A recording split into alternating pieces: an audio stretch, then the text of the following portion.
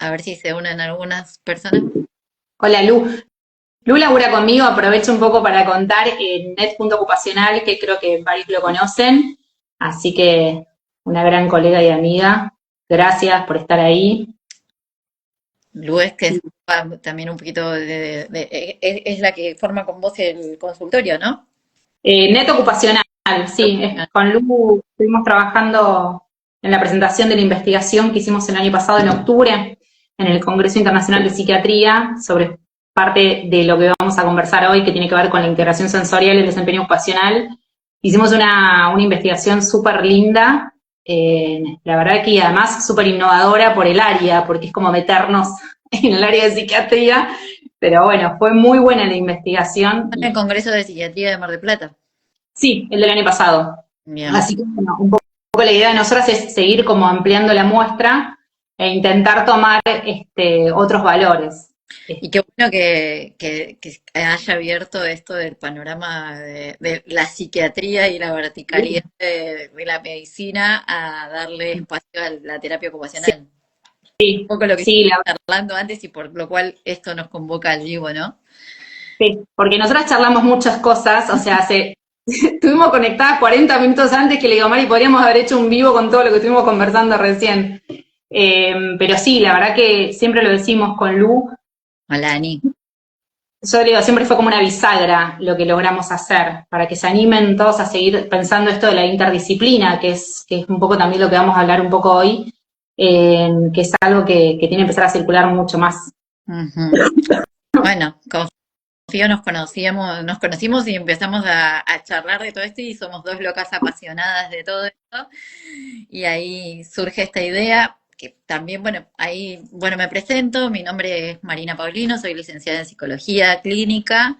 Eh, Vengo trabajando hace 4 años en el servicio de apoyo a la integración escolar y acompañando neurodiversidades, y hoy también estoy como directora de un centro de día,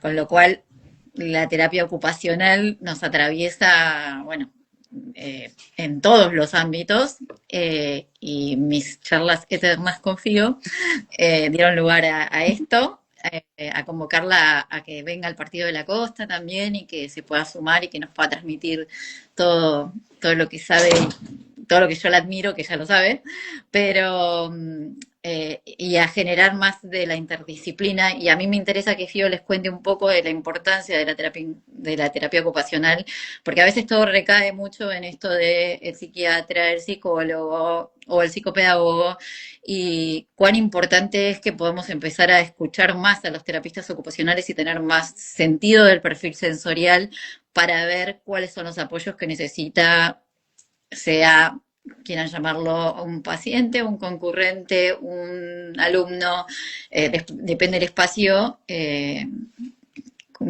como lo llamemos, ¿no? Y la otra que habíamos charlado era esto de que como profesionales ser vehículo nosotras de cosas que podamos empoderar a las familias y a todos o a acompañantes o a profesionales también, que es la idea, empoderar a que nosotros somos vehículos para que puedan lograr después acompañar procesos.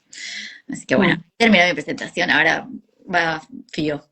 Bueno, voy a saludar a Ailén también, que de ahí conectó. Yo saludo a la... Bueno, gracias, Mari. La verdad que para mí es un placer la convocatoria. Los que me conocen saben que yo soy una apasionada de la profesión, y no solamente de la mía, sino que la proyección siempre está puesta en esto de lo que hablamos de la calidad de vida, del mejoramiento, de las rutinas, de las pautas. Y un poco, bueno, primero me presento para los que no me conocen. Mi nombre es Fiorella, yo soy licenciada en terapia ocupacional, soy especialista en patologías y terapéuticas de la niñez, estoy certificada en integración sensorial y soy docente de la facultad, así que esto no me cuesta en absoluto. O sea, un poco el vivo, no nos vamos a mentir, porque para mí era como el vivo, y hicimos muchas cosas para que suceda, pero bueno, finalmente acá estamos. Y, y sí, es cierto esto de que venimos charlando hace un montón. Mari está en el Partido de la Costa, yo estoy en La Plata, pero fue surgiendo todo a través de la pasión y de las miradas que logramos como poner en acuerdo, ¿no? O sea, ¿qué miras vos? ¿Qué miro yo? ¿Qué falta? ¿Cómo se puede unir? ¿te querés venir para acá? Podemos hacer evaluaciones, podemos, hola Flor, estoy hablando, perdón, de mi hermana. O sea, ¿cómo podemos intentar hacer de esto un trabajo en equipo? Y cuando digo equipo, sumo a las familias, que para nosotros es súper importante que empecemos, y yo hace como 2 años que lo vengo pensando, esto de hacer equipo con la familia. Un poco la idea de este vivo es hablar sobre las jornadas, pero yo voy a derivar un poco el tema, que es mucho lo que hablamos con Mari, sobre esta necesidad de nosotros los profesionales volcarnos un poco más al cambio de paradigma, ¿no? Esto de pensar a las personas con discapacidad o personas que tienen desafíos en su desempeño ocupacional desde un lugar mucho más activo, ¿sí? Empezar a pensar en las teorías, en los modelos que se arman, en las cuestiones más físicas de la comunicación y actitudinales que tienen que ver con el modelo social, que eso hace que haya cambiado mucho la mirada sobre las personas con discapacidad y las personas con desafíos, ¿no? ¿Cuánto es de la persona y cuánto es que el entorno no está posibilitando el acceso? Eso lo vemos todos los días en un montón de cosas. De hecho, siempre nuestras charlas con las escuelas para tratar de mejorar las accesibilidades, bueno, etcétera, ¿no? Si uno se pone a hablar y empieza a investigar un poco, dice cuánto hay que cambiar y cuánto los profesionales, y hago mea culpa ahí, ¿no? Tenemos que salir del espacio de consultorio y generar como una cuestión más, que esto lo hablábamos, Mari, esto lo hablamos hace un ratito, ¿no? Y esto de salir de las 4 paredes del consultorio y que los papás también puedan continuar ese proceso y brindar herramientas. Y para nosotras, por ejemplo, en lo que es el servicio de apoyo a la integración o inclusión escolar, cuánto nos ayuda, por ejemplo, tener la mirada de una T y poder brindarle herramientas para los apoyos que necesitan. Y ahí entraba esto de salir del esquema de consultorio del 1 a 1 y ver también funciona en grupo y qué herramientas podemos poner ahí en juego, porque, digamos, como profesionales sí uno puede en el consultorio desarrollar un montón de cosas, pero después eso si no se replica, no...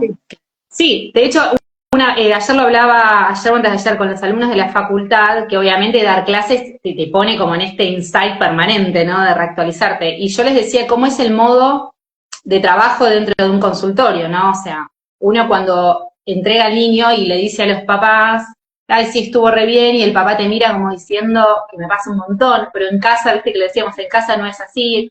Entonces uno tiene que tratar de explicar a los padres que no es que están haciendo las cosas mal, sino que nosotros, los profesionales, utilizamos desde la teoría determinadas, obviamente, cuidados que tienen que ver con bajar los niveles de alerta, con generar espacios controlados, para que ese cerebro, que en ese momento no está pudiendo frente al entorno, pueda en ese momento más cuidado recibir la información que le damos. Entonces esto lo hacemos estratégicamente, ¿no? Porque creamos que las tenemos todas de ganar. Entonces esto después, acumulado en el tiempo, nos permite decirle a los papás, bueno, ahora probalo en casa. O decirle a las seniors, bueno, probalo en la escuela. O decirle a los acompañantes, bueno, fíjate si en vez de que él se siente al lado tuyo, en el cole, se dé vuelta y te diga, necesito ayuda. Entonces, ese tipo de cosas que nosotros la replicamos mucho en el cónsul, de pedime ayuda si necesitas, es tratar de que, como vos decías, ¿no? Esto después se pueda extrapolar y generalizar a lo que son las áreas reales, como el contexto real de vida de un niño, que está lleno de estímulos, está lleno de desafíos, de niveles de alerta que tiene que aprender ese cerebro como a regular, no todos los niños tienen lo mismo, y eso es un poco, que viste, ya nos pusimos a hablar de todo y jornada de familias. Señora, explique qué es lo que iba a contar. Y ahí arrancamos, pero voy a enganchar. Un poco la idea, ¿no? De lo de las jornadas es tratar esto, ¿no? Es una presentación que armé y que tiene que ver con la interrelación que hay entre la teoría de integración sensorial y el desempeño ocupacional. Que la teoría de integración sensorial es una teoría que se usa de apoyo, como otras teorías que usamos los terapistas ocupacionales, para tratar niños que tienen desafíos en el procesamiento de los estímulos sensoriales, ¿sí? Que eso puede ser externos o pueden ser internos, ¿sí? Entonces, nosotros pensamos, bueno, esta teoría nos sirve para cómo todo eso que le pasa al niño impacta en sus actividades de la vida diaria, básicas, que son las que conocemos, bañarse, alimentación, comer, las instrumentales, que son un poco más complejas, y otras ocupaciones que tienen que ver con el trabajo de los niños, no, pero con la educación, la participación social, descanso y sueño. Entonces, lo que hacemos es las evaluaciones del perfil sensorial y otros tipos de evaluaciones y ahí vemos qué impacto tiene. Entonces, ¿por qué estas jornadas? A mí me surge siempre esta cuestión de decir, los padres se entenderán cuando nosotros explicamos, pues es re difícil, imagínense que la formación en integración sensorial yo la hice en 5 años, porque son 4 cursos, y creo que en el tercer curso un día sentada dije, ¡ah! Creo que estoy entendiendo, porque es muy difícil, porque hay mucha neurología en el medio, uno tiene que aprender cómo funcionan los niveles de alerta, los entornos, cómo se activa, bueno, y demás. Entonces la idea es pensar esto, ¿no? ¿Qué es la integración sensorial? ¿Qué es el desempeño ocupacional? Explicar un poco cuáles son, cómo funcionan los alertas. Esto de cuando el niño está más despierto. Perdón, Fío, que te interrumpo. Sí, Es sí, obvio. un perfil sensorial, porque muchos no tienen idea de qué es un perfil sensorial y qué información nos da un perfil sensorial para crear un plan de trabajo. Sí, exacto.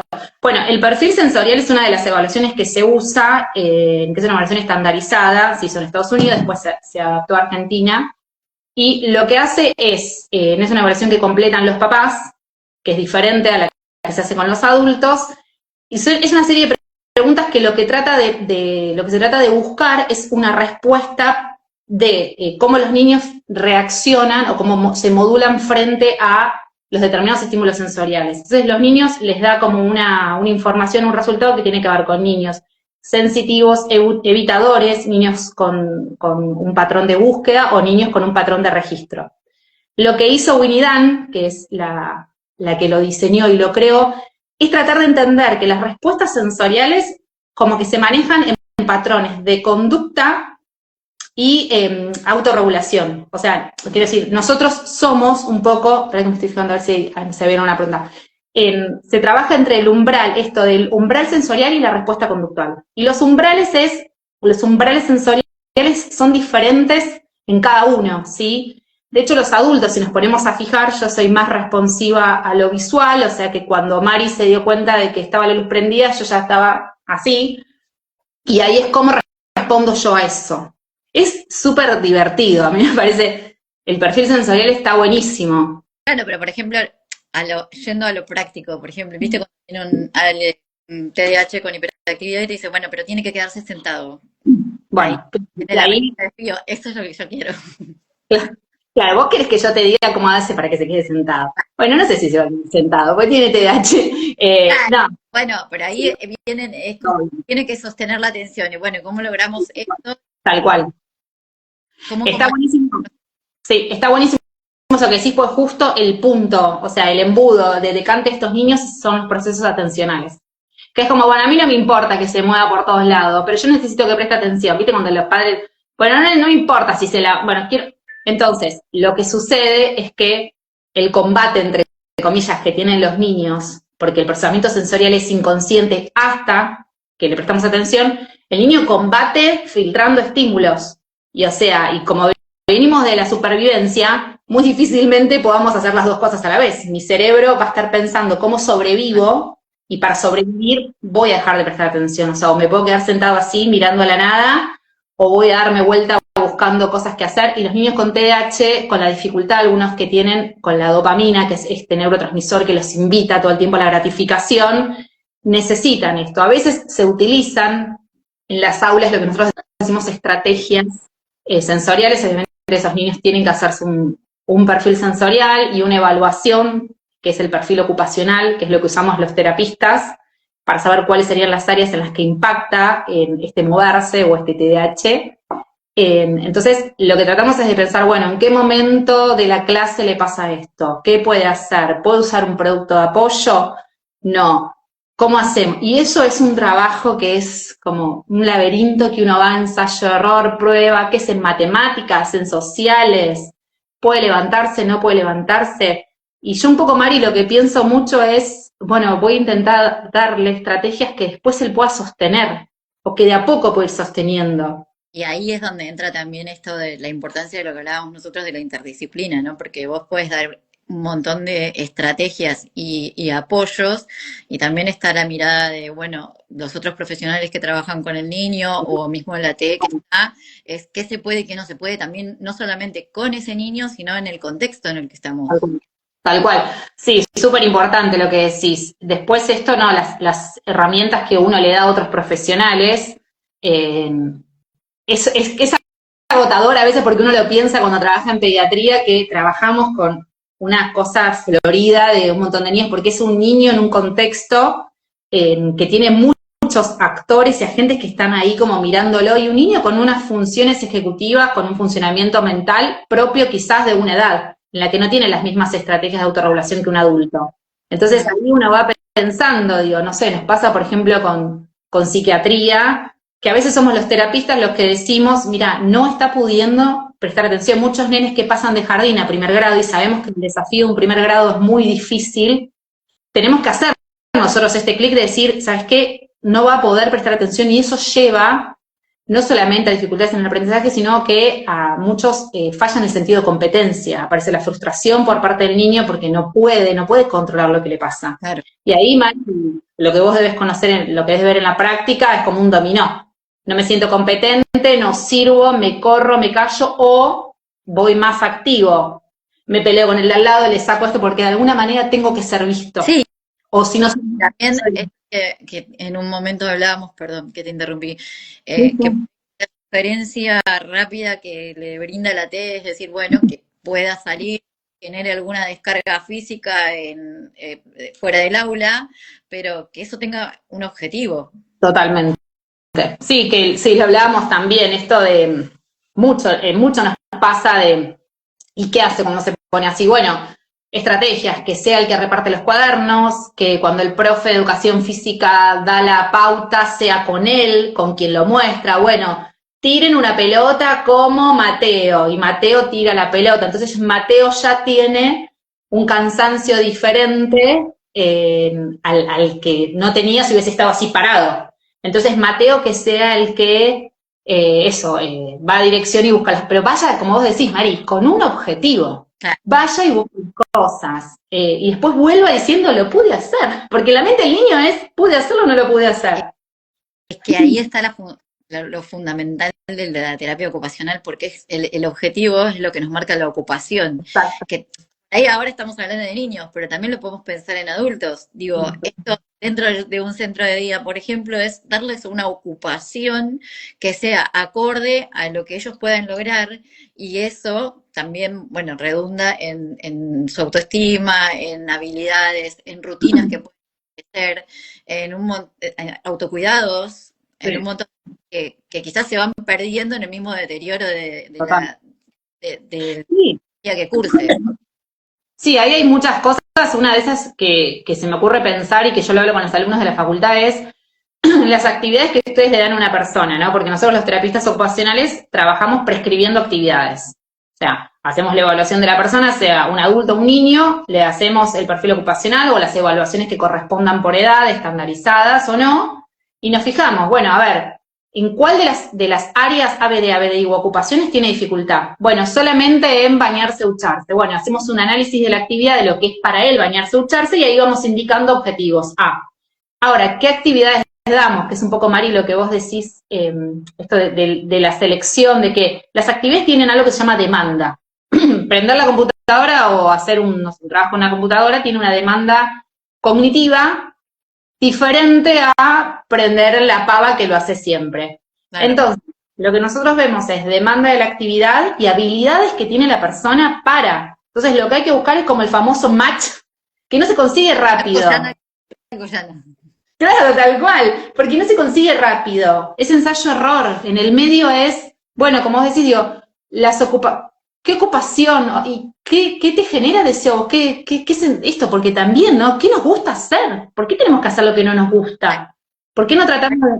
También es en esto de la búsqueda del deseo y de la atención, porque muchas veces reclaman que el chico preste atención, y va a prestar atención a lo que le interese. Entonces también tenemos que ir por los deseos y los intereses, y ahí es donde va lo personificado de cada paciente. Ahí hay una pregunta que dice, ¿a partir de qué edad se puede hacer un perfil sensorial de un niño? En realidad yo creo que no hay edad, ¿no? Sí, hay edad. Esa es mi mamá, que hace esas preguntas. La amo, señora. ¿se puede hacer? Está muy bien. Ella es curiosa como yo, por eso yo salí de esta madre que todo lo pregunta. Sí, hay perfiles sensoriales que se hacen desde los bebés, o sea, el perfil sensorial después se reactualizó, es un perfil sensorial que se llama perfil sensorial 2. El que nosotros antes usábamos era el de los 3 a los 14, 11 meses, después hay uno de bebés, y después está el de adultos. O sea, que son como dos rangos diferentes de abordaje, el de niños y el de adolescentes adultos. Y me quedé pensando un poco, Mari, en lo que vos decías de esto de las actividades. Es súper importante también pensar cuál es el interés. Porque nosotros desde el modelo de la ocupación humana, que es el que usamos los terapistas, nuestra entrada al mundo de las personas con las que vamos a trabajar es a través de la volición, la habituación y la capacidad de desempeño. Volición, voluntad, lo que nos conecta con la vida. O sea, con el deseo. Digo, bueno, vos lo sabés, yo lo toco así porque lo digo. Hay muchas enfermedades en salud mental que tienen que ver justamente con la falta de deseo. Y cuando vos te quedás sin deseo o sin ganas de, lo primero que dejas de hacer son las actividades de la vida diaria.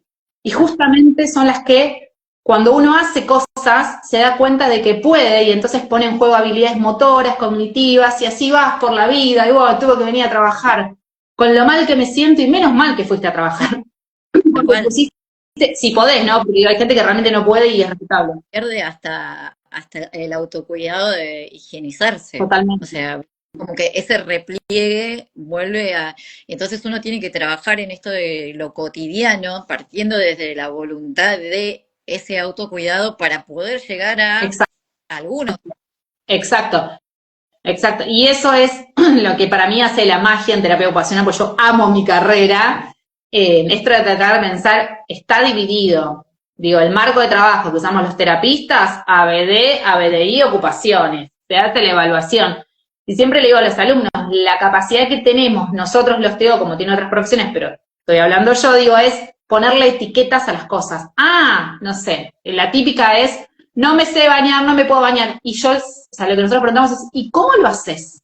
Bueno, abro la canilla. Bueno, ya abrí la canilla, es un montón. Entonces ahí vamos como paso por paso y hacemos que la persona tome un rol más activo y protagónico, porque es su baño, su intimidad, su momento, y entonces ahí es como, bueno. Y es mucho más de esto, perdón, ¿no? Pero yo odio un poco, tengo un amor-odio con los pictogramas. Sí. Sé que son como necesarios en algunas, en algunas patologías absolutamente necesarias, sí, para ayudarnos en la comunicación, pero no en todas. No. Entonces, esto, como vos decís, como empezar a investigar, te digo, hay cosas que puedo empezar a comunicar y que el otro puede comunicar y en ese escucharse podemos descubrir que puede mucho más de lo que está haciendo, pero que simplemente hay que despertar otras cosas y de otras maneras, porque tiene otras maneras de manifestarlo o de hacerlo por su, digamos, por su patología o porque es por el proceso que está atravesando o porque nunca se incentivó, porque también me ha pasado de encontrarme con pacientes que por ahí son, durante 18 años no hubo un estímulo, entonces no hay un aprendizaje de una rutina, de un hábito o de cómo hacerlo. Exacto. Sí, totalmente. Ahí eso vuelve a lo que estábamos hablando al principio del modelo social que hay que volver a pensar, que es con el que se volvió a pensar la discapacidad, ¿no? O sea, personas con discapacidad, personas que están atravesando en algún momento de su vida con alguna discapacidad, que para mí es re interesante pensar esto, ¿no? A nivel entorno, porque los ambientes facilitan o obstaculizan los desempeños de las personas. Entonces, ahí es cuánto el entorno no está pudiendo, porque si no vivimos equipando a la persona, que me acuerdo una profesora de TIT laboral, siempre me decía, ustedes ven a las personas en las fábricas que tienen auriculares y están... No, la última que se tiene que equipar es a la persona. El resto del entorno debería de colaborar y ayudar, y esto que vos decís de los pictogramas, nosotros los usamos a veces con los niños con TEA, que no tienen a lo mejor lenguaje muy desarrollada la comunicación, y también como para tratar los niveles de ansiedad, ¿no? Como los niños que no pueden como ubicarse. Justo ahora en el semana, no sé si José va a estar ahí conectada, lo va a escuchar, pero mandé, le dije, José, compremos relojes. Entonces ahora a mí se me ocurrió poner relojes en las 4 salas de los consultorios, pero no el reloj analógico, ¿te acordás? Te decía, yo necesito que los nenes vuelvan a pensar que de las 5 a las 5:30 va a pasar media hora, amigo. hay que ir esperando, entonces date vuelta y autorregulate vos. Digo, en función de, porque nos pasa esto de las crucecitas, terminó, y sigue siendo como algo que yo estoy marcando el tiempo de actividad de él. Viste, nosotros hacemos 1, 2, 3, bueno, se terminó 1, y si él se quería quedar más tiempo, yo me replanteo todo el tiempo mi práctica, me estoy como, y dije, reloj, claro, re barato, porque ¿quién usa reloj analógico? Salía como 11.000 pesos, una ganga comprar un reloj. Entonces compramos 4 relojes grandes y digo, usémoslo en los 4 espacios. Si el nene va TO y va fono, que sea lo mismo. Digo, porque no te queda solamente en TO y bueno, suerte, te perdés en fono. Pero eso, digo, como volver a lo simple, ¿no? Como, ¿qué era lo que nos ordenaba? ¿Qué pasa con estos tiempos de espera de los niños que no es posible? ¿Dónde están, dónde han quedado? Hoy nos desafía esto de que vivimos en una era en donde todo es para antes de ayer, Sí, sí. entonces queremos que preste atención y la atención cada vez está más, de todos, cada vez está más reducida y más dividida, Sí. entonces es como están prestando atención a una clase y a la vez están con el celular y a la vez están pensando No, no, sí, sí. y estoy hablando Sí. de neurotipia y no de neurodiversidad. Entonces, si pensamos en la neurodiversidad, el desafío es absolutamente mucho más Sí, amplio. sí. Sí, mira, creo que eso, yo estoy escribiendo un artículo que es muy entretenido que se llama El ejercicio de no omitir intro. O sea, de no pasar viste cuando yo a veces le hablo con los papás, no pases ese episodio siguiente, deja lo que suceda. ¿Qué nos pasó? Que no podemos ni siquiera esperar que se complete la barra. Y eso pensando en, vuelvo a los niños, ¿no? Porque los adultos tenemos como esta posibilidad de autorregular y decir, che, me estoy rayendo, che, espero. Los nenes no, porque ya nacieron en esta época donde todo es urgente, donde todo es rápido, y nos pasa mucho esto de cómo explicamos, ¿no? Los tiempos. Esto tiene que ver también con una cuestión de las praxias. Las praxias en los niños tienen una ideación, una planificación motora y una ejecución. Los nenes pueden tener ideas brillantes y la planificación motora, que es timing, secuencia y graduación, te la encargo, porque es como todo rápido. No, tiene que tener un timing, porque además somos ritmo cardíaco, ritmo respiratorio. Digo, yo trato de hacer ese ejercicio de pensarlo y intentar llevarlo al consultorio y llamar a los papás e intentar tener reuniones con los papás, que los papás cada vez escuchen más esto que tenemos para decir. Por eso fue mi idea de empezar yo las jornadas las había hecho ya hace 2 o 3 años en escuelas, pero ahora, claro, me quiero poner con estos papás y tratar de, porque es su hijo, ¿no? Porque un poco retomando lo que me habías dicho vos, que habías dicho vos que me pareció súper interesante esto, como dónde quedan las familias, ¿no? Sí, cómo empoderar a las familias y que a veces también la resistencia que presentan cuando uno los convoca al consultorio como diciendo, va, pero le estás dejando de atender a él. Sí, sí, pero es necesario Sí, que eso sí, exacto, exacto. Y la falsa creencia de, bueno, esto, ¿no? Yo no quiero más, con vos lo hace, conmigo. Es verdad que a veces no lo hacen en los diferentes espacios, porque además no todos nos comportamos de la misma manera. Pero la realidad es que si hacemos pediatría, tenemos que ponernos la camiseta y laburar par a par. Yo siempre tengo el mismo dicho que yo digo a mi mamá, el día que esto me deje interesar me pongo un kiosco y listo.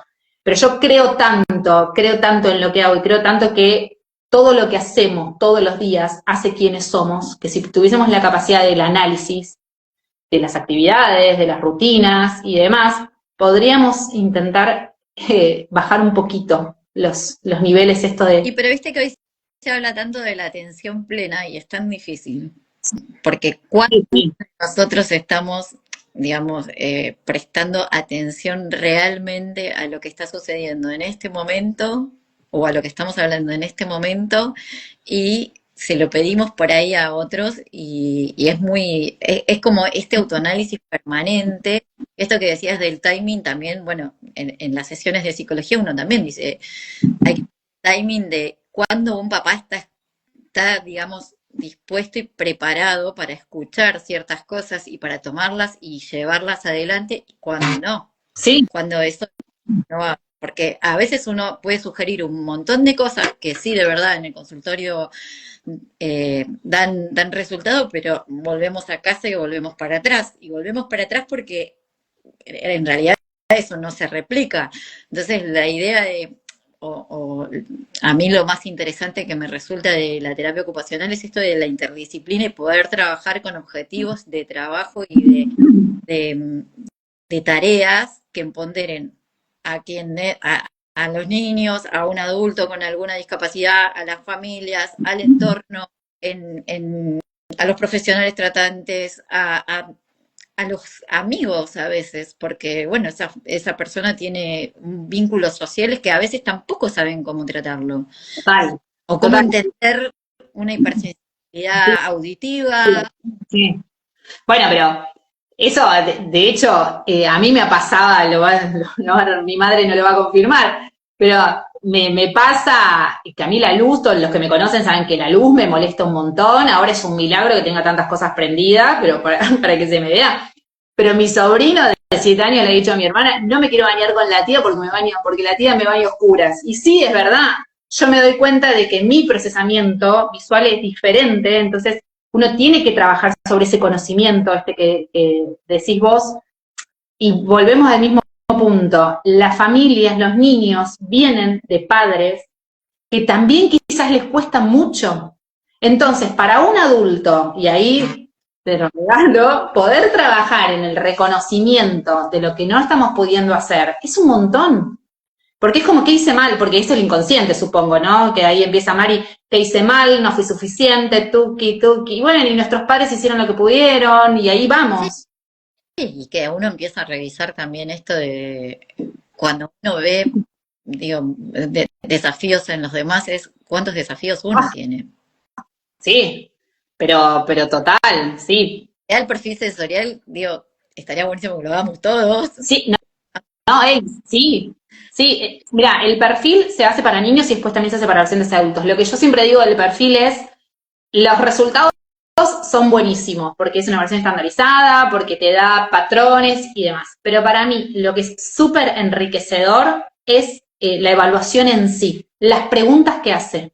Porque las preguntas que hace te invitan a pensar a tu niño desde un lugar que vos no lo pensabas, porque nosotros solamente vemos conductas motoras.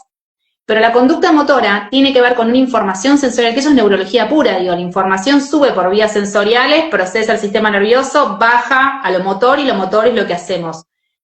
Y lamentablemente nos habíamos perdido como toda esta primera parte y es cómo llega la información. Entonces ahí es donde hay que trabajar un montón y ahí es donde tenemos que trabajar y estudiar mucho, invertir. Ahí sí digo, los terapistas, los profesionales tenemos que invertir en las nuevas neurociencias. Hay un montón de cosas que cambian, ¿no? En las formas de ver. Yo es como que amo este último tiempo, como corrido un poco de lo que es la psicología, la integración. Y acá va a haber alguien que me va a odiar, que se llama Florencia, la integración, mi palabra es integrar, la integración somática, ¿no? Porque en realidad todos los padecimientos, o sea, nosotros los sentimos en el cuerpo, porque nuestro sistema nervioso hace que lo sentimos en el cuerpo, pero muchas veces no lo registramos, y Tal por cual. ejemplo, la cosa de no tengo ganas, o no, pero no sé, como no desmenuzamos eso que como vos decís, tiene que ver con una reacción de nuestro sistema nervioso, que Vale. si logramos regular eso, bueno, van a surgir Sí, otras y emociones. ahí va lo de las jornadas de los niveles de alerta. Y nosotros tenemos un sistema nervioso central y un sistema nervioso periférico. Sí, En no me el periférico está, empezar claro, simpático, parasimpático, lucha, huida. En el simpático lucho o huyo y en el parasimpático me regulo. Entonces, un poco también lo que hay que explicar a los papás es que muchos niños, digo los niños porque es lo que trabajo, ¿no? Cuando están en estos, desde interacción sensorial se llama shutdown o meltdown, están en el sistema nervioso parasimpático, o sea, muy difícilmente uno le puede hablar y pueda salir de ahí, ¿sí? O sea, hay que tratar de pensar cuando aparecen esas conductas, qué pasó antes para que eso se... Exacto, porque ahí es como, sí, le está pasando de verdad, como nos pasa a los adultos, que en un momento uno lo traduce en perdí la cabeza. Y ahí porque sentiste en el cuerpo que estabas siendo amenazado y te defendés porque venimos de la prehistoria, digo, si no, no hubiésemos sobrevivido. Después nuestro trabajo es, bueno, trabajar sobre todo el entorno y qué pasa antes, qué pasa después, cómo podemos llegar a modificar eso. Es un trabajo muy, muy... En el desafío, por ejemplo, de alguna patología psiquiátrica en que viven en alerta. Totalmente, sí. Desarrollar habilidades y desarrollar ocupaciones, como decías, o actividades que tienen un objetivo es esencial. Sí. Sí, o sea, pensarlo dentro, por ejemplo, en el centro, la idea de cada taller que tenemos es eso, es como pensar que todos tienen que ver con alguna ocupación y que dentro de ese mismo taller, por ahí hay 10 concurrentes y cada uno va a ocupar y va a desarrollar una actividad de un modo diferente, porque también lo procesa diferente. Total. Y que sea otra palabra, significativo. Tal cual. Porque pero que vos... sea significativo para esta persona. Claro. Yo me enamoré cuando la conocí a Fío de esto de los perfiles sensoriales y empezar a entender esto de lo que es significativo y qué es importante para cada uno y cómo, qué tengo como potencial y qué no, porque por ahí estoy pidiendo algo que no puedes sostener. O sea, sí, yo te quiero motivar a que vos hagas tal o cual tarea, y capaz no es lo que, capaz al otro sí, y a este no, y a mí me parecía que sí, pero no. Entonces, para mí Sí. es tan rico eso, tanta información que da el perfil, que me parecía súper importante incluir todo esto y ahí la convocatoria FIO. Es re piola y lo que también pasa ahora sí, me corro un poco de los niños y hablo de los adultos que hace 2 años que estoy trabajando junto con Lu, con estos adultos, ¿no? Que a través de la evaluación del perfil sensorial, digo, y después ellos empezaron a trabajar sobre sus hijos, o sea, fue muy interesante todo lo que fue pasando. Y mucho de lo que hacen los adultos es, que los niños no lo pueden hacer porque no les da las funciones mentales, esto de sostener. Entonces, a lo mejor vos le das una ocupación que no es relevante y la va a hacer porque los adultos somos, bueno, voy. Y no querés ir. Bueno, lo hago porque me lo pidió Mari. Y no lo querés hacer. Y eso atenta contra tu sentido de competencia, contra las habilidades que podrías tener y que todavía no las descubriste, y ahí las evaluaciones de los terapistas ocupacionales. Digo, tenemos 1,5 millones de evaluaciones para poder hacer. No hay mucho, digo, hay que sentarse, digo, yo también hice todo un proceso en la práctica y lo sigo haciendo, me recibí hace 12 años, no sé, la misma TO de hace 1 año incluso, pero... Yo no voy a me recibí. ¿Cómo? No vas a decir... Bueno, pero digo, uno también va creciendo con su propia vida, Mari. Que me enorgullece que nunca dejé de estudiar y de que me siguen interesando y entonces esto es lo que convoca, sí, a mí me convoca estar en permanente desarrollo y el proceso de mejorar la calidad de vida de quien tenga, sea un niño, sea un adulto, cualquiera que tenga un desafío o un padecimiento. Bueno, obviamente estamos hablando de neurodiversidad en este caso, pero también desde la neurotipia y como decíamos con Fío, uno mismo está atravesado por el desafío permanente de autocuestionarse y empezar a prestar atención a todo esto que estudiamos de cómo autorregularnos, porque también a ver, adentro de un consultorio y con alguien desregulado, uno tiene que empezar a autorregularse para poder regular al otro. Es que yo lo vivo hablando y uno se dice a sí mismo, ay, qué paciencia. Y la corregulación que uno desarrolla cuando trabaja con niños, que claro, ellos hacen lo que pueden, por supuesto, y el trabajo de uno es sostener esos espacios y tratar de entender que neurológicamente está haciendo lo que puede. Y digo, en algún momento vamos a lograr alguna modificación en eso, pero recién una mamá decía esto de humanizarnos. Y después otra mamá, yo estaba leyendo también esto de las comparaciones que se hacen, todo es un problema. No es todo un problema. Viste que ahora está esta cuestión a veces del diagnóstico de, bueno, pero hay que ponerle un diagnóstico, sí, no, obviamente que hay diagnósticos que, por supuesto, todo lo que tenga que ver con lo neurológico es súper importante. A veces, con los niños con trastorno del procesamiento sensorial, hay que esperar un poco, ¿sí? Porque hay que esperar un poco dando estrategias, dando pautas a la familia, tratando de que esa familia, y vos lo dijiste hace un rato, y a mí me quedó eso para decirlo, crean en que este niño puede. y se corre un poco la mirada de el que hace lío, el que se porta mal. Bueno, está haciendo lo que puede, ¿sí? Hay que desarmar un poco eso. Y que si se desarrollamos los estímulos, si hablamos de niños, yo siempre tengo esa mirada de que, bueno, yo partí siendo especialista en niños y adolescentes, entonces eso también me enamora. Hoy especializándome un poco más también en discapacidad de adultos, pero eh, lo que digo es que si hay estímulos a tiempo, hay diagnósticos que se escriben en lápiz y se pueden modificar y podemos lograr o sea, eso que parecía como ahí como instalado y como, digo, puede ir modificándose y podemos lograr muchas cosas que creían Sí, impensadas. imposible. Sí. Sí. Es que bueno, eso es la neuroplasticidad, es la capacidad que tiene el cerebro de reorganizarse una y otra vez. No, me estoy riendo porque mi familia está poniendo acá escuchándote en familia. Sí, están acá. Más lindo. Eso es la neuroplasticidad y eso hace obviamente que nosotros trabajemos en rehabilitación. Si no vamos a creer eso, entonces, ¿qué estamos haciendo? Hay algo que a mí, antes que, bueno, la idea es que vos puedas transmitir todo esto a las familias y podamos seguir charlando de todo esto y a mí me interesa mucho que puedas hablar de los apoyos que están como a veces muy cuestionados, que estuvimos hablando un poquito de eso antes. Sí, vos decís los productos de apoyo. O Bien. Sí, antes se llamaba ayudas técnicas, ahora se cambió la nomenclatura y es productos de apoyo, es lo mismo. En realidad los productos de apoyo es algo que le corresponde a las personas con discapacidad o las personas que no tienen discapacidad. La única diferencia es que no lo pueden pedir por red social, sino que lo tienen que comprar. Pero sí, está bueno esto que quede claro, que las personas que tienen discapacidad y que tienen un certificado único de discapacidad pueden acceder, deben acceder a los productos de apoyo. ¿Quiénes prescriben los productos de apoyo? En el caso de que sean herramientas de integración sensorial, los terapistas ocupacionales que estamos formados en integración sensorial, conjunto con una nota de un médico. Lo que nosotros hacemos es poner cuáles son los productos de apoyo que creemos que necesita este niño para afrontar y poder trabajar en las áreas que tiene dificultades. Puede ser auriculares con reducción de sonido para los recreos.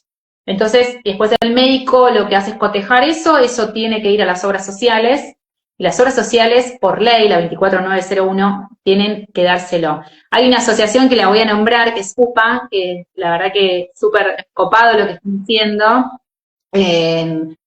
y obviamente que las cosas se comparten, ¿no? Esto es generosidad pura, porque ellos hacen todo un laburo re lindo con lo que tiene que ver con prescripciones y ayudas a las personas una vez que una obra social autoriza, que es por ley. O sea, la verdad es que después lo que sucede, Mari, es que vos lo debes ver en la clínica diaria, las obras sociales tardan, la vida, ¿viste? bueno, ahí está el trabajo. Nosotros vivimos fortaleciendo también a las familias en pelear por los derechos.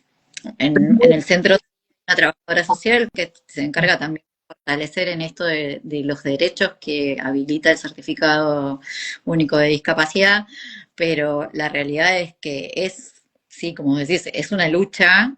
Y a mí me interesaba que vos menciones esto porque a veces cuando se prescribe o que se piensa en algún elemento de apoyo, para algunos es inaccesible económicamente y que puedan o que se puedan enterar de que pueden acceder a través de sus obras sociales. Sí. Y que hoy pueden ser buscados por terapistas ocupacionales, sí, bajo la prescripción también de un médico. Seguimos apoyándonos en los médicos, pero bueno. Sí. Igual hay médicos que están como todos, ¿no? Saliendo.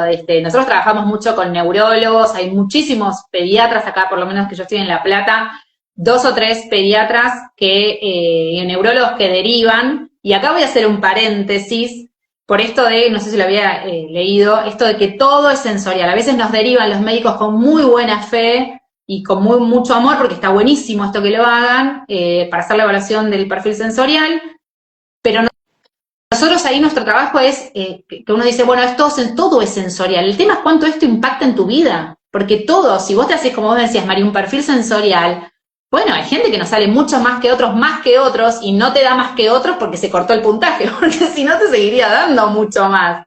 Después hay otras evaluaciones que son también el SPM, que es la medida de procesamiento sensorial, que también es una evaluación estandarizada. Pero bueno, ahí un poco lo que le decimos a los médicos es, buenísima la derivación, gracias, y hacemos un análisis integral. Análisis integral, citamos, yo cito a la familia, les leo la evaluación cuando se las devuelvo, y les digo, vamos a hacer tipo una clase, yo te leo, te marco lo que vos podés, yo laburo con mucha gente de afuera también, porque esto después de la pandemia que quedó la posibilidad de lo virtual ayudó a que estas cosas puedan hacerse más extensas, y uno lo lee con la familia, y entonces lo miramos, lo pensamos, pero la prescripción de los productos de apoyo, como vos decís, es para las personas con discapacidad. Es una pena, y ahí sí, la verdad que nosotros escuchamos muchísimo, es un problema del sistema, o bueno, nada, estos son niños con trastorno de procesamiento sensorial, yo trabajo en una clínica neurológica, y cuando vemos que las sillas de ruedas tardan 2 años en llegarle, y el niño ya creció y ya... Así que bueno, es un tema, las luchas, y de este lado de los profesionales también es una lucha contra el sistema, de que nos paguen, no me voy a poner gremialista, pero también es una realidad, Sí. que bueno, nosotros los papás tratamos de no transmitírsela nunca, y seguimos, hemos atendido en el consultorio, a pesar de, lo que pasa es que nunca sabemos cuál es el límite, ¿no? Porque cuánto visibilizamos cuando las horas están a 60 días en pagarnos, y bueno, y ahí estamos en el medio de los niños, entonces es muy difícil el tema esto del cumplimiento de la ley. Pero Sí. bueno, sí, sepan que está, y que desde el procesamiento sensorial hay un montón de herramientas y de productos. A veces les pueden pedir, otras veces consulten con los terapistas ocupacionales, se pueden hacer en casa algunos, como las mantas de peso, que lo estábamos hablando hace un ratito, ¿no? ¿Para qué sirven? ¿Cuánto? Sí, no. Mucha resistencia, pero que está bueno poder charlarlo con el terapista ocupacional de por qué está indicado, para qué está indicado, y que pierdan el miedo a todo eso, porque si no es Sí, como, sí, esa es la idea, de empezar a perder el miedo a los elementos de apoyo, y que no es que se van a acostumbrar a eso, sino que también puede ser parte de un proceso en donde les permita regularse y después no lo necesiten. sí, exacto. Se regulan porque bajan el alerta, alguien está como trabajando sobre su alerta, que puede ser el peso, puede ser los auriculares, la persona está en ese momento, entonces yo siempre lo que digo es, no siempre, ¿sí? No todo el tiempo, ¿cuándo el producto de apoyo? Y a lo mejor como hace el psiquiatra con la medicación, cuando va a la escuela, que es donde está el mayor desafío, que es lo atencional y lo social. Entonces, ¿cuándo sí, cuándo no? Después hoy vuelvo a la neurología. Todo el tiempo no, porque hace habituación, como hacen los medicamentos, que una vez que se eche ya no me hace efecto. Es lo mismo, Claro. ¿sí? ¿Cuándo sí, cuándo no? ¿En qué momento del día? Bueno, es súper interesante para poder pensarlo, pero sí es, y ahí sí como profesionales, nuestro laburo de hablar con los papás, con las escuelas, y nosotros no somos los dueños del saber. Es decir, estudiamos una profesión que nos da herramientas y estrategias. Pero los que más saben de su hijo son los padres. Entonces, hay que traer a estos papás, charlar e intentar pensar de qué manera se trabaja. Si yo no estoy más de acuerdo con esto de estuvo súper bien, a veces no podemos dar las devoluciones en el momento, porque bueno, porque se nos pasa por otro niño, pero yo suelo mandar videitos. No sé, el otro día un nene trabajando que pueda sostener el lápiz se me quedó dormido en el brazo, ¿entendés? Y yo justo estaba filmándolo, y la única parte que se ve es el nene dormir, se lo mandé a la mamá porque me pareció un amor, ¿entendés? Como, bueno, yo quería mandarte una cosa, pero surgió otra.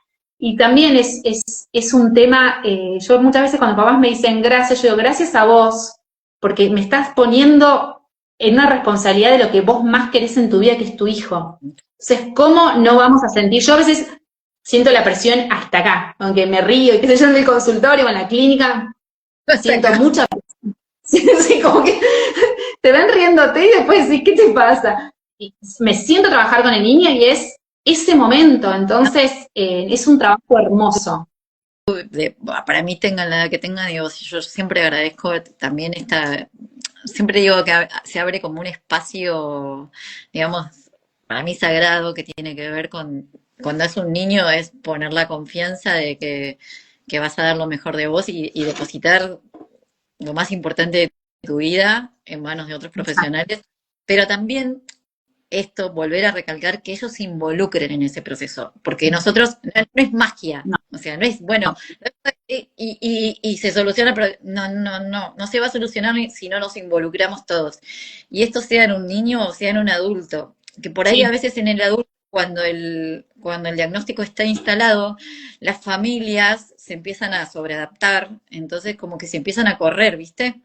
Y es sí, volver a traer también todo esto, porque por más que, por ejemplo, vengan al centro, si la familia no se involucra, eh, sí, el centro puede funcionar como un lugar de pertenencia, pero la realidad es que después vuelve a salir a la vida y la idea es que salga con esas herramientas que le permitan, bueno, de hecho el centro se llama libre y tiene ese sentido de generar autonomía, libertad y de poder empezar a escribir su propia historia. exacto. Eh, entonces, nada, es esto de poder empezar a dar herramientas tanto a los que concurren como a las familias, como a la comunidad. Entonces, la invitación de que vos vengas y del taller y de todo, es esto, de formar una comunidad donde empecemos a dar información de valor para que todos empecemos a actuar sobre la discapacidad. Bueno, sobre la discapacidad, la neurodiversidad o como cada uno le Sí, guste llamarlo. o sea, la promoción de la salud, qué me haría bien? Porque siempre estamos trabajando, y eso fue justo la clase de la facultad que di el otro día, así que lo tengo súper fresco. Digo, yo le decía a los alumnos, y después lo leímos y era así, el gasto del Estado cuando la discapacidad está incrementada es mucho más alto que si se hubiese trabajado sobre la prevención. Pero obviamente es un cambio que hay que hacer cultural sobre trabajar sobre prevención. ¿Se hacen muchos laburos? Sí.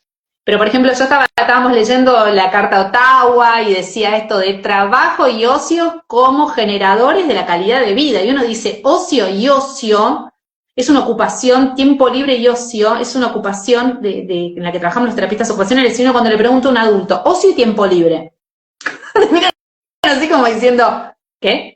¿Qué es el ocio y tiempo libre? Y ahí volver a explicar con cuestiones que tienen que ver más desde la teoría de integración sensorial, qué es el equilibrio, de terapia ocupacional, qué es el equilibrio ocupacional, cuánto puedo hacer durante el día, los niños que están pasados de terapias, ¿no? Que una a veces dice, no puede hacer. Bueno, los papás lo llevan y bueno, tranqui, se piensa en conjunto, mira, tantas actividades no.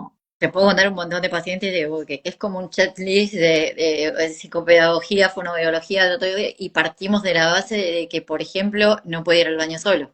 Claro, Ahí claro. estoy siendo alguien que dice, acá ejemplo de tu gran trabajo, Fío, Lucy puede tomar un vaso de agua de vidrio. Entonces, y pensaba, cuando leí no lo terminé de leer, pero pensaba que en algún momento nosotras charlamos de que yo te comentaba de un paciente con selectividad alimentaria y grandes desafíos, que es un chico con TEA y tenía grandes desafíos, digamos, en la vida diaria y se le pide que sostenga una escolaridad convencional. Bueno, para 10 vivos, pensarlo así. Sí, hay Yo muchos, sí. tengo tantos desafíos partiendo desde la alimentación, la higiene, la autonomía para ir, para todo, para ir al baño, para bañarse, para todo, y le pido que sostenga una educación convencional y que No, se adapte. no, a veces lo que está bueno de pensar en el sistema educativo es hacer algo híbrido, ¿sí? O sea, una escuela típica, no sé, y las escuelas de educación especial, en realidad muchos papás lo que sucede es que quieren seguir primando, por supuesto, que es lo que prima ahora es el enfoque, el cambio de enfoque y la participación social y dejar de pensar en las funciones neuromusculoesqueléticas como... Entonces, se considera que la persona que está inserta socialmente es una persona que puede, pero todo siempre lo mismo. ¿A qué costo para el niño?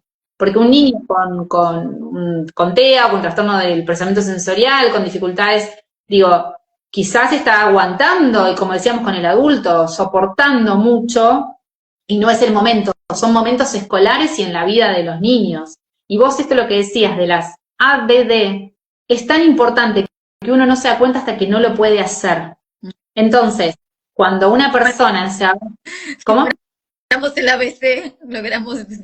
Claro, pero un adulto a veces yo lo digo con los alumnos, que tiene un accidente cerebrovascular y necesita ser asistido, lo primero, pongan un cuidador o un enfermero, porque uno quiere asistirlo, ¿no? No, yo lo voy a ayudar, yo lo voy a bañar. Ahora, si vos estuvieses del otro lugar, ¿te gustaría que, no sé, tu mamá ya siendo grande te vea desnudo, digo, invada tu cuerpo? No.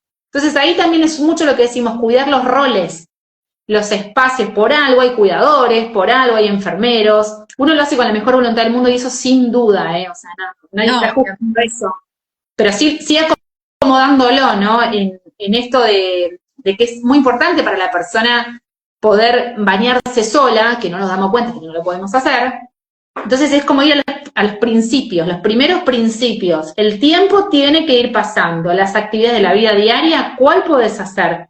¿Cuál no? ¿Cuál negociamos? Porque hay gente que a lo mejor dice, no quiere, como, Me bueno, llevaste a pensar, como que me fui pensando en esto de también cuando dijiste de cuidador y demás, que nosotros pensábamos en el centro de un taller que tiene que ver con sexualidad y en realidad tiene que ver con el cuidado y el autocuidado y la autonomía en este caso, porque muchas veces las discapacidades lo que hacen es infantilizar a esa persona y hacer, digamos, depende de los cuidados de su círculo íntimo, que está bien, que lo hacen con el mayor amor del mundo, como vos decís, y es lo que se puede, pero que hay que empezar a generar otro tipo de autonomía y empezar a que sí. tengan, o que empiecen a entrar otras personas para desarrollar otras habilidades. Sí, de hecho eso que decís del cuidador, obviamente todos son ejemplos de todos los que están escuchando y esto es para aprender, ¿no? O sea, los espacios de los cuidadores, bueno, o de los acompañantes terapéuticos que tienen otra formación y que de hecho tienen tecnicaturas y pueden seguir creciendo en su formación. A mí me pasó la otra vez en la clínica de una niña que cuando ella me decía, bueno, me porté bien, Fío, siempre te portás bien, le digo. Siempre te portás bien, solo que vos tenés días en los que no tenés ganas de trabajar y yo explicándose a la mamá, como para que la mamá también valide, pues si no es una niña retada porque no quiere trabajar en las terapias, bueno, no tiene ganas, yo qué sé, no tiene ganas, como te pasa a vos. Y entonces cuando yo le termino de decir que había trabajado súper, yo uso la palabra trabajar, pero bueno, Sí, sí. lo usamos a través del, ¿no? Trabajó súper bien, yo le veía a la cuidadora que agarró y le sacó de su bolsillito un rocklet y se lo tiró en la boca a la nena. Yo la miré y le digo a la madre, además yo soy súper espontánea, le digo, la premian por trabajar bien, le dije, ¿a mí qué me dan que estoy hasta las 7:30 acá? Claro, la madre blanca dándose cuenta de la situación, la cuidadora lo hizo con todo el amor del mundo. Pero de nuevo, es esto, ¿no? Es infantilizar y es decir, hoy no pudiste, no pasa nada. ¿Querés un rock? Pero digo, no sé si se entiende, digo, Sí, no es... poner palabras y empezar a Exacto. esto, porque si no es como que también eso genera hábitos después. Exacto, la recompensa, bueno. Desandemos esos hábitos y creemos otro tipo de hábitos. Sí, ni hablar. No, María, a nosotros nos pasa con los celulares o esto. Hay padres que son muy receptivos a esto y yo digo, que se ríen porque también lo piensan. O sea, la vida de afuera es distinto.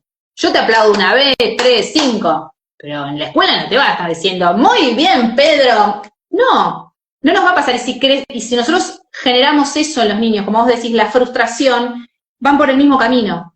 Porque en algún momento no deja que tu sentido, no deja de empoderarte, yo puedo y no voy a ser aceptado, como los adultos no somos aceptados en todos los espacios, y tenemos que trabajar en eso, y tenemos que trabajar en eso, en la aceptación y demás. Entonces ahí yo digo, bueno, cuánto esto que vos decías de infantilizar, son todas cosas como aristas súper lindas para charlar con los papás, para charlar con todos los equipos, y me quedo con esto también, decíamos, de humanizar, de tratar de traer al aquí y ahora. Vos lo dijiste hace un rato, lo de las meditaciones, ¿no? De cómo... Bueno, Sí, tengo un amigo que instauramos una vez hablando de esto, el término atención real. Como que los niños tienen atención real, y yo se lo digo a los papás, sacale lo máximo que puedas al celular, y si se lo das, que sea una película, por lo menos que mantengan una línea, claro. porque YouTube no me gusta, lo saco, le digo, y él no me puede deslizar. O sea, él va a pensar que puede ir deslizando al mundo. Y bueno, al mundo lo tenés que escuchar. Y yo lo siento. Si yo no te lo digo ahora, no te voy a crear un escenario que no es compatible con la vida. Entonces es como... Y también pensar esto de que muchas veces, con el mayor amor del mundo, en las familias se crean, tanto para niños o adultos, se crea como un espacio, o como en el consultorio, como vos decías, uno crea un espacio acomodado para que las cosas se den de este modo. Y el mundo después Exacto. no. Entonces, ahí es donde viene la frustración, el enojo, y de hecho, el enojo desde las patologías severas, lo que desregula absolutamente, porque es cómo no, y por qué te lo plantean como me discriminan y frustración y cómo no puedo y no me quieren, y no tiene que ver con eso, tiene que ver con que a todos nos pasa que no. Claro, el problema de las personas, digo, el problema por llamar de una manera con discapacidad es que los entornos son tan poco generosos. Sí. Ya de decirte que yo vivo en La Plata, ¿no? Anda a tomarte un colectivo que tenga rampa, en Citibel, no sé. Yo me fui a pelear, en un momento me dejé de pelear y la gente que me conoce, de hecho yo a mi mamá le pido permiso para decirle a la persona, porque mi mamá se pone nerviosa, ¿no? Discúlpame, ¿el auto lo vas a dejar acá? Sí, ¿por qué? Porque hay una rampa. Ah, no la vi, dale, no puedes no verla. O sea, está en una esquina, en todas las esquinas hay rampas. No sé, el Mostaza, por ejemplo, acá tiene el baño en el primer piso. ¿Y quién habilitó eso? O sea, el diseño universal que se plantea con la nueva ley de discapacidad habla de esto. Yo me pongo a pensar donde yo vivo, una persona que pueda transitar, que utilice una silla de rueda para transitar, la verdad, Mari, el día que esto me deje de conmover, te juro que hago otra cosa, pero a mí me conmueve y el día que yo no me pueda meter en esto, no sé qué voy a estar haciendo. Pero les digo a los alumnos, métanse con respeto y con amor, eduquen a las personas que no pueden ponerse en ese lugar. A mí me ha pasado que una persona me dijo, bueno, pero es sábado. Yo creo que los sábados las personas con discapacidad no salen a la calle. O sea, digo, ¿dónde estamos, no? Pero yo no me voy a parar del lado de esto, no va a cambiar. Sí puede cambiar si cada uno de nosotros intenta ser amable y empático con el que no está pudiendo serlo y ponerse un poco, porque no estamos en ese lugar, de esas personas que necesitan determinadas ayudas, ¿sí? Que no están pudiendo. Bueno, en la costa... Ni que hablar. Sí, sí, sí. Sí, y pensá esto de que la rampa es algo visible y una invisibilidad por ahí no es visible. Exacto, sí. Entonces, es más complejo aún de entender y de ser empático con el otro, esto. Sí, Eh, sí, sí, sí, sí, totalmente. Bueno, la verdad que no sé, ya pasamos una hora, podríamos seguir. Yo le dije a Mari, vamos a estar hablando hasta las 10 de la noche. Mi mamá me pone, leí los comentarios. Yo no los pude leer mucho, sí, el único que estoy viendo ahora es el de José, que es el que puso Lucy puede tomar, que lo leía y me conmovía, porque José es terapista ocupacional como yo, laburamos juntas, y yo atiendo a Lucy hace muchísimos años. Voy a llorar a lo mejor porque me emociona mucho el trabajo. Y gracias, José, porque lo mismo, o sea, nos depositan la confianza de la persona que más aman en el mundo y eso me parece como que es lo mejor que uno se lleva, ¿no? Trabajar en estas infancias. A mí a veces los papás me mandan fotos, Mari, de nenes que empezaron primer grado y paraditos en la escuela y nos mandan fotos de los cumpleaños y nos mandan videos y nos hacen dibujos y yo ahí digo, y una vez le dije a unos papás, nosotros les damos el alta cuando más los queremos disfrutar más y ellos dicen, no, pero que no se vayan, ahora ya está. pero para mí el mayor placer que hay es cuando ya no me necesitan. Ay, sí, totalmente. Sí, Cuando sí. decían, no voy a dejar de necesitarte nunca. Sí vas a dejar. O sea, Me va no vas a dejar de necesitar, yo estoy fallando. tal cual, no te estoy dando las herramientas o no estoy encontrando la forma de que apliques, porque eso también está bueno esto de pensarlo, Mari, digo, las personas con discapacidad tienen una discapacidad. Dejemos de pensar de que esto no se habla, porque si de esto no se habla, esto no se resuelve. Tienen una discapacidad y tienen otras capacidades, y entonces es empoderar en eso. Y recién vos decías, te amo, Flor, que recién vos decías esto de que, bueno, sí, tienen una discapacidad, pero hay otras cosas en las que sí pueden darse, y, y empoderarlos en esto genera que puedan hacer cosas, como vos decías, pasiones, que puedan sentirse útiles, no que esa discapacidad los anula en la vida. Entonces, el sentirse útiles y el sentirse que pueden ser independientes y hacer cosas es lo que los hace sentirse parte de una comunidad, de un mundo que está abierto también para ellos, no que les sigue, que está cerrado y que hay que quedarse adentro de una casa entre cuatro paredes para que nadie me vea o porque me voy a sentir discriminado o porque no voy a poder o porque no hay espacio para mí en este mundo. Lo escuché de pacientes y me parte el alma que me digan, no hay espacio para mí en este mundo, no me entienden y digo, bueno. Sí, súper lindo lo que decís, hablar de las fortalezas que tienen las personas, que todos, como vos decís, como los tenemos todos sí, tal cual. Y me incluyo, porque digo, nosotras somos, así como vos recién decías, voy a llorar, bueno, yo doy fe de que yo lloro mucho y me emociona mucho, los logros de pacientes y de mí misma. Yo te dije, no te voy a decir hace cuánto me recibí, pero bueno, me enorgullece no ser la misma de que se recibió. Eso habla de procesos de crecimiento que seguir trabajando con uno mismo y seguir trabajando con el otro y poder reconstruir y pensar un mundo más inclusivo y más abierto a todos. La invitación es a que vengan para todos, es que vengan a conocer la FIO, que nos vengan a conocer al centro.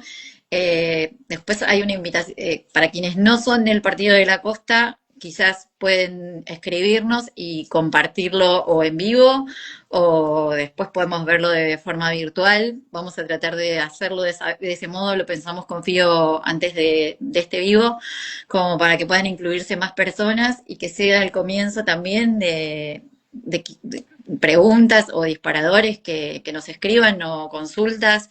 Y que FIO venga al Partido de la Costa a tomar perfiles sensoriales. No vaya a la playa nada más, señora, no vaya a visitar a su hermano.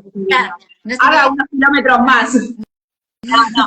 No, pero la verdad es que sí, gracias Mari, porque la invitación siempre está, pero bueno, la realidad es que a veces a uno le cuesta ir encontrándose, porque bueno, no es el único trabajo que uno tiene, pero igual realmente es un placer tener estos espacios, pero un placer enorme, que esto quede grabado y que después se pueda ir escuchando.